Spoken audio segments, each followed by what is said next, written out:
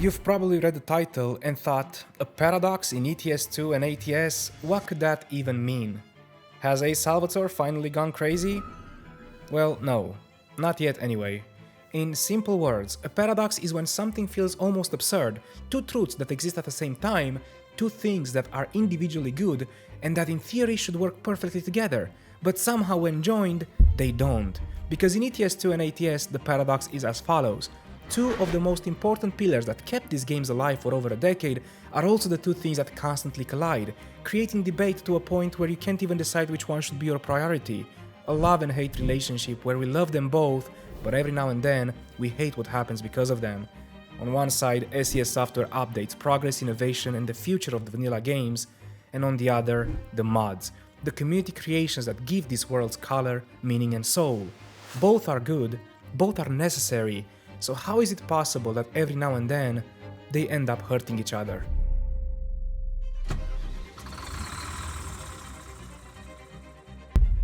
To understand why this paradox even exists, we need to start with the first pillar, the updates, because as frustrating as they can be sometimes, ETS2 released back in 2012, and ATS came out in 2016. Clearly these games are old. In the modern gaming world, a decade is an eternity. Most titles disappeared, their studios moved on, and communities that were once big enough to make up the population of a small country slowly faded away. But ETS2 and ATS are still here, and that's not an accident, it's because SCS Software never stopped building. Every year, the game keeps evolving. New map expansions, new trucks, new additions that kept us coming back, even things that people don't really notice right away, all of it mattered. Because without constant innovation, these games don't survive. And I think that's something we usually forget. We got so used to the constant updates, so now we keep expecting more. And recently, SCS has been pushing harder than ever, and that's a good thing, at least in theory, because the vanilla experience still needs to grow, to improve. These games can't rely forever on what they once were back in 2016. If ETS2 and ATS wanted a future, the foundation had to keep moving forward. Updates are not the enemy here. They are the heartbeat of these games. But every heartbeat shakes the ecosystem around it, and that's where the second pillar comes in. Because as much as SCS has kept this game alive through years of constant updates, there's another key element that gave it meaning. Another reason why so many of us are still here to this day, and that is the world of mods. So if the updates keep the game alive, then the modding community has made it worth living. They are the reason why the game feels different for every single player. Now at some point in the past couple of years, ETS2 and ATS became more than just trucking sims. They're now platforms, in a way. I almost want to call them the beginning of a sandbox. And for many of us, the real trucking experience doesn't rely on SCS software updates, but also on what the community has built on top of it. Mods have filled the gaps for many years. Graphic mods, weather systems, sound packs, economy modes, traffic mods, trailer, trucks, interiors, entire map expansions, I could go on, and it is insane when you think about it. An army of passionate creators working constantly because they love these games and they wanted them to become something even greater. In a way, modders have contributed just as much to the longevity of ETS2 and ATS as the developers themselves. And if I was to oversimplify it, I'd say SCS builds the roads, but the community adds the texture. And some mods have become so essential that it's hard to imagine the games without them. A perfect example is the Sound Fixes pack. Every single update, before I even get a chance to update my game through Steam, it's already patched by the creator, back online, ready to go, and frankly I don't think we appreciate that enough. That level of consistency and dedication is just not normal. That's somebody giving their time again and again so millions of players can enjoy a better experience. And this is why mods matter so much. They're part of the identity of this game, the reason this game can still feel fresh after 10 years or more. So then clearly, mods are not the problem. They're maybe the most amazing thing that happened to us players, a gift. But here's the paradox. The deeper mods become, the more we rely on them, the more fragile the experience becomes every time the game changes, because these two pillars, updates and mods, depend on each other. But at the same time, they constantly collide, and that collision is what every player knows too well. The endless cycle. If you've played ETS2 or ATS with mods for long enough, you're probably relating to what I just said. It happens almost like clockwork. A new update drops, and at first it's exciting. You see the patch notes, new features, maybe a new truck, a rework, maybe a big change in physics or lighting. So you launch the game ready to experience it, and then you see it, the red warnings, the crash reports. Suddenly that excitement turns into something else, that familiar feeling we keep talking about. Because the update didn't just add something new, it took something away. Not intentionally, not maliciously, but the result is the same. Your world breaks. Your carefully built experience, your perfect combination of realism, atmosphere, immersion is gone. And the thing is, for years we accepted it because the balance worked. SCS updates the game. The mods break, the modders patch them, and after a week or two everything is back. A small pause, a tiny reset, and then months of smooth driving again. Best of both worlds, progress and immersion. But recently something has changed. The updates are coming a bit faster.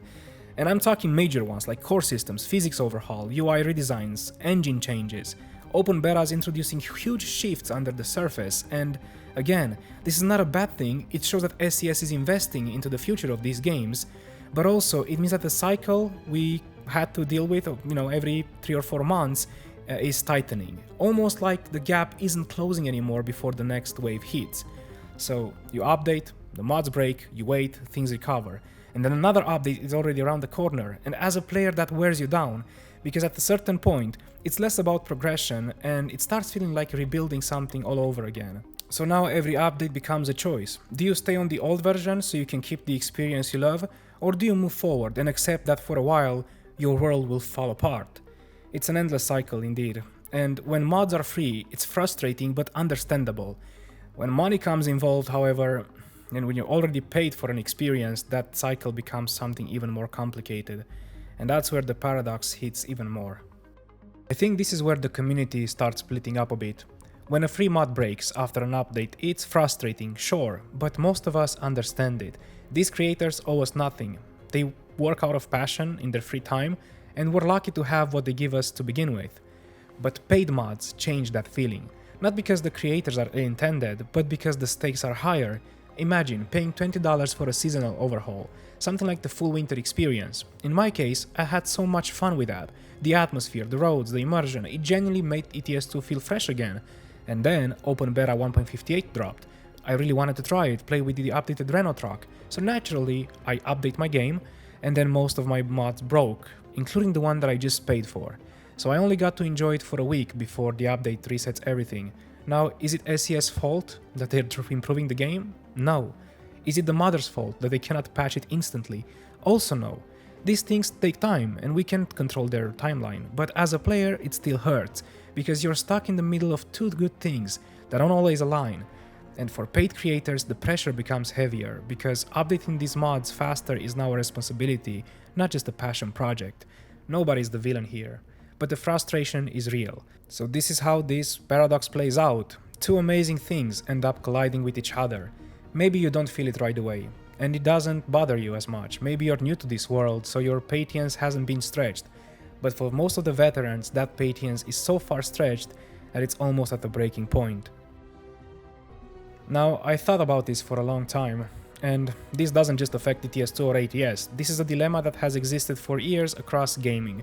A tension that almost always creates a level of animosity between the studios, third-party modders, and the player base caught in the middle. Studios want progress, modders want stability, and players just want to experience intact. Now, with the frequency of updates we seem to be getting lately, we the players end up going through that feeling more often. So the question becomes, can this be fixed? Is there something that can be done to create more harmony? And honestly, I am not sure. I am not a developer, and I'm not a modder. I am just a player and a content creator who genuinely love these games. This time I don't really have a solution or an opinion on how to fix it, but I wanted to bring awareness because maybe someone out here does. Maybe you guys have a suggestion, a brilliant idea, maybe there's an approach that could ease this cycle, even just by a little. So feel free to drop your thoughts in the comments. And more than anything, be kind to each other, understand each other, and don't forget that at the end of the day, whether it's SCS, the modders, or you who's watching this, we all just want the same thing, a better trucking game. And as always, until the next time, stay safe on the road and keep on trucking. Cheers.